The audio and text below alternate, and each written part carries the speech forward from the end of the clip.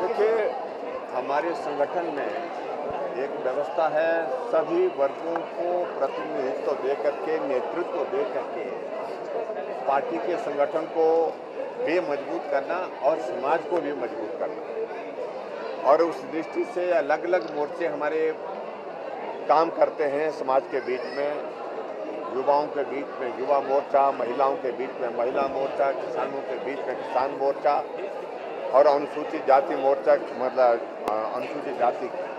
और इसी तरह जो अल्पसंख्यक है, जो माइनॉरिटी कम्युनिटीज़ हैं, उनके बीच में काम करने के लिए हमारा अल्पसंख्यक मोर्चा है।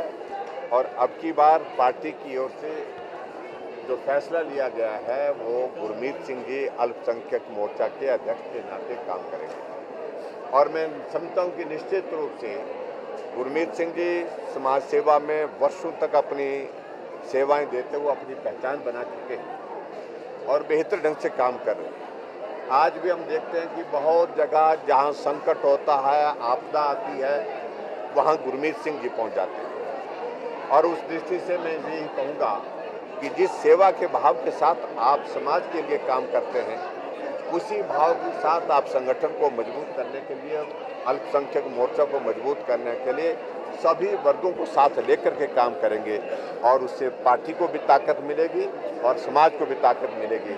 निश्चित रूप से जो पिछली बार भारतीय जनता पार्टी की सरकार बनाने में थोड़ी सी कसर छूट गई, उस कमी को पूरा करने में आप बहुत बड़ा योगदान देंगे। सर, प्रधानमंत्री देखिए, मैं इस बात को लेकर बड़ा स्पष्ट कह रहा हूँ कि बहुत ऐतिहासिक फैसला प्रधानमंत्री नरेंद्र मोदी जी ने लिया।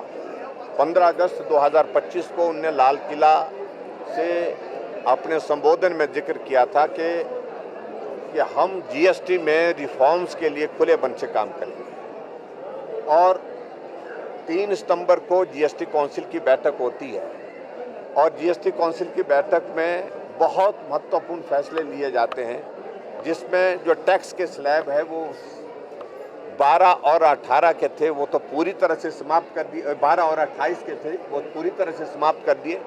और उसके बाद नई दरें जो है, नए स्लैब 5 और 18 के स्लैब को शुरू कर दिया गया। और उसके कारण बहुत बड़ी राहत जो है व्यापारियों को भी, मध्यम वर्ग के लोगों को भी, गरीब लोगों को भी पूरे देश भर में मिलेगी। और उसी के तहत एक बहुत बड़ा फैसला था, जो सीमेंट में जीएसटी 28% लगता था, उसको घटा करके 18% की, यानी कि 10% की कटौती की, कमी की उसमें। एक तरफ से ये फैसला प्रधानमंत्री जी देश के लोगों को राहत देने के लिए करते हैं, गरीब लोगों के लिए मदद करने के लिए करते हैं, ताकि वो भी अपना घर बना सके, वो भी काम कर सके, वो भी अच्छे इसमें रह सके। और दूसरी तरफ से हिमाचल प्रदेश में कांग्रेस की पार्टी की सरकार ने फैसला कह लिया कि प्रदेश के अंदर जो है टैक्स लगा करके, एजीटी जो है वो लगा करके उसमें और बढ़ोतरी कर दी। यानी कि जो सीमेंट का एक बैग में जो कीमत का जो असर आएगा वो 6 रुपये प्रति बैग से ज़्यादा पड़ेगा, यानी कि महंगा हो जाएगा। इसलिए मोदी जी देश के लिए राहत दे रहे हैं और हिमाचल प्रदेश सरकार जो है वो प्रदेश के लोगों के लिए राहत के बजाय उनको और ज़्यादा तकलीफ, उनको और ज़्यादा परेशानी दे रही है। मैं इसकी निंदा करता हूं जो प्रदेश सरकार ने फैसला लिया है। इसी तरह से वैट के मामले में भी उन्होंने पहले किया है, 7% के लगभग वैट जो है डीजल पर लगाने से डीजल महंगा हुआ। डीजल महंगा होने का मतलब सब कुछ महंगा हो गया। और इसी तरह से सीमेंट पर ये जो 6 रुपये जो एक बैग के ऊपर जो स्टेट का ओर से जो टैक्स लगाया गया है, ये वापस लेना चाहिए प्रदेश सरकार को, क्योंकि राहत देने की काम केंद्र से हुआ है और प्रदेश सरकार को फिर राहत देने के लिए आगे बढ़ना चाहिए।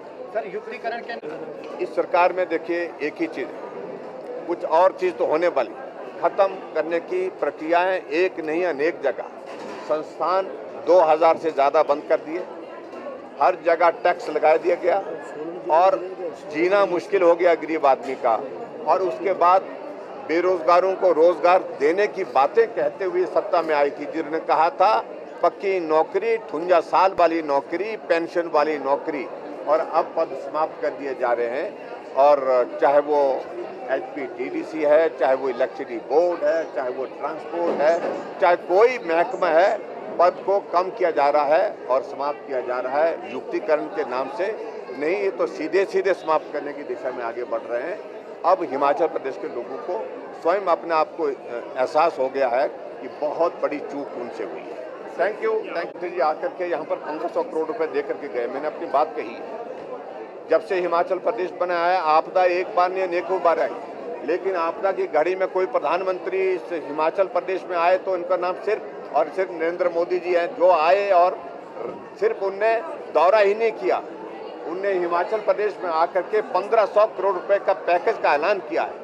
और जो पैसा आ जाएगा, और कांग्रेस के लोग पता नहीं उस पैसे का इंतजार उनके अपनी जेब में कर रहे हैं। जो जहां आएगा सरकार को पैसा आएगा, सरकार का जहां पैसा आएगा तो मालूम पड़ेगा। और प्रदेश की जनता के बीच में जाकर के मैं सिर्फ इतना ही कहना चाहता हूं कि आपदा का पैसा आपदा प्रभावित लोगों के ऊपर खर्च किया जाए, ना कि सरकार चलाने के ऊपर खर्च किया जाए। Thank you sir.